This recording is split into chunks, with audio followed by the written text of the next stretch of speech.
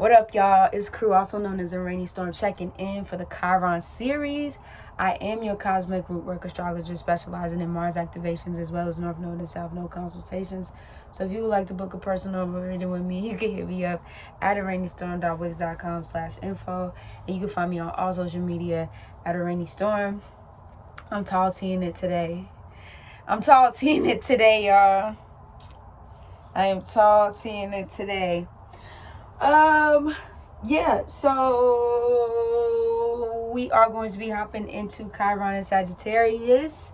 This is that nan. Last one, it said it was in 1946 through 1951. This is the 99 gang, though. This is 999. That nan gang, okay? So, shout out to that 99 gang, with Sagittarius, Chiron and Sagittarius, to I think it's 2001, if I'm not mistaken. Yeah, some of the dates I gotta go back to some of these dates because some of these dates is a little bit off. Also too, Patreon account is up finally.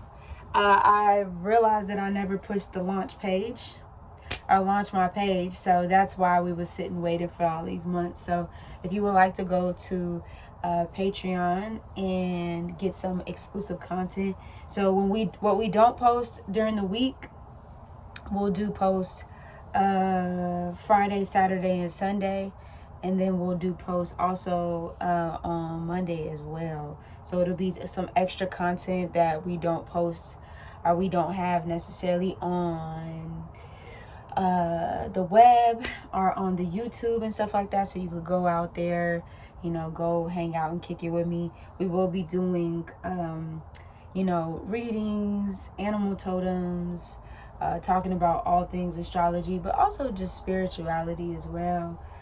So yeah, y'all come and rock with me there. I'm happy to say that this shit is finally up, so make sure y'all check it out. I'll do a separate video so I don't take too much time doing this video or putting all that information on this video. But let's get into it, y'all. Chiron and Sagittarius. First and foremost, Chiron, or the energy of Chiron, is what in the astrology community that we call the wounded healer. But it's a little bit deeper than that when we talk about being able to alchemize your own energy, alchemize the healing qualities that we all intrinsically have within us, right? To be able to understand our own wounds, but also to be able to heal others' wounds as well, or not even heal each other's wounds, but be able to assist people with their own personal healing, right? Chiron basically is something that usually is started. It doesn't necessarily just have to start in childhood. Chiron is something can have been carried with you through past lives. Also, I want to say it was discovered in 1977, supposedly, but it was definitely, there has been dates previously to Chiron, 1997. And I also talk about Chiron as being not exactly like the Kundalini energy, but it reminds me of the Kundalini energy. And that's not to say that with the Kundalini that you are wounded in a sense, but it's more so the ability to be able to tap in and be able to heal the self. You know what I mean? Now, when it comes to that Kundalini energy, you definitely want to enter at your own risk. I'm not saying, just go off the whim and try to activate some shit and then you can't come back. You know what I mean? So just make sure if you are going into that Kundalini energy, you feel me, that you do the necessary research and kind of look into it before you just dive the fuck in, because I can't save you. You feel me? And I don't want to. You feel me? So just be, just make sure when you go into it, you kind of heed the process and things like that. So that's just a little bit about Chiron. This is the energy that is very much so felt. You definitely want to check the aspects in the house that it's in as well. But this is something that is intuitively felt when we're talking about just going through that journey more than anything, a traumatic or sense of trauma that we experience. Like I said, not only just in childhood, but throughout past lives as well. My hair getting long, y'all. I just wanted to point that out. It's starting to bud too, and I'm just like, oh my God, look at my baby. Oh my God, she's getting longer. She's going there. Anyway, so Chiron and Sagittarius. So when we have that move into, when we have Chiron meet up with Sagittarius, this can definitely be an energy of somebody who, or the generation that it's hard for them to believe in something bigger than themselves.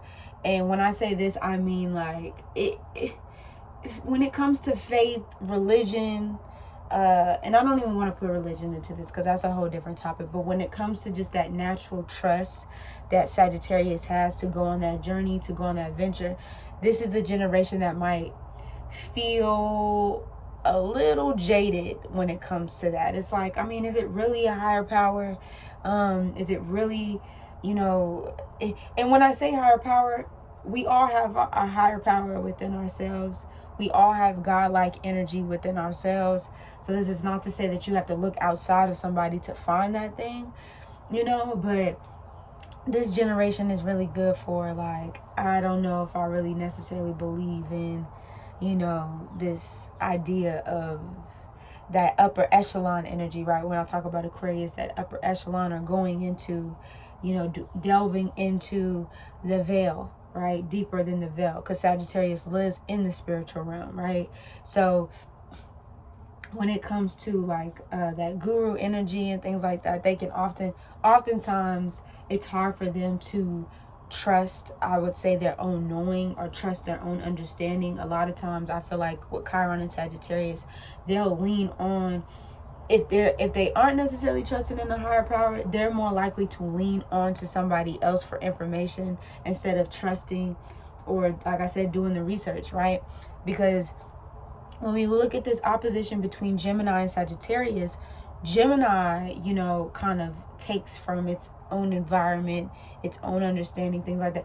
Sagittarius does take that information, but it also goes a little bit more so down that rabbit hole and is like, okay, well, now that I know what I know, what do I not know in the terms of life? And then, you know what I mean? Like, it goes into that philosophical, so being able to form like that, those philosophical ideas and ways of thinking and ways of being and things like that Sagittarius naturally has, but it'll oftentimes shut that side of itself out, coming up. It definitely has to learn this throughout its own process. Fitting in instead of standing out. You know what I'm saying? Sagittarius is very bold in how it feels, what it says, what it knows, how it's experiencing and living life.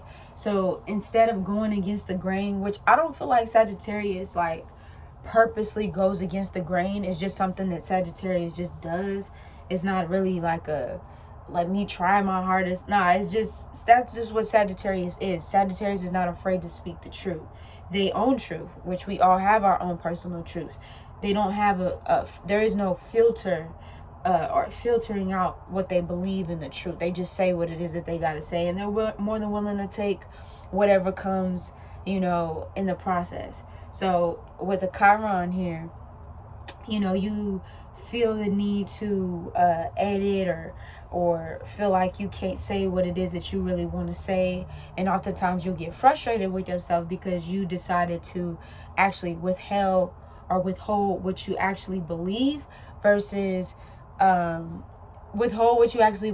just saying it like it is, saying it as you feel, right? So that's something that Chiron and Sagittarius has to work through, and understanding that at the end of the day, your truth is your truth, and however you decide that you want to express it, that's your business and your business only, Sagittarius. You feel me? Like you don't need to try to make other people feel comfortable because you want to make yourself or fit into this mold or this way in how you should be. Like, fuck all that. Sagittarius is like, to hell with that. I'm gonna just say what the fuck I gotta say, and if you don't like that, okay, and and fam. You feel me? Like, it is what it is at the end of the day. You know what I'm saying? So that's definitely Sagittarius. This is definitely when we talk about this mutable fire, right? This Sagittarian mutable fire energy, this is definitely the fear of boundaries, right? The fear of limits and boundaries. This can go two ways, because this could be, Chiron and Sagittarius could be either, you know, when we talk about this boundless energy, okay, arms. Now y'all see it. Ow. Anyway, been working. This could definitely be either fear boundaries. Okay, so basically you lock yourself into limitations and things like that because you don't feel like you can push past those limitations, or you just extreme. It's very extreme with this mutable fire. Either that, or you have no boundaries. So you're pushing not only your boundaries to the limits, you pushing other people's boundaries. There's no balance, you know what I mean, when it comes to, so it can go either way.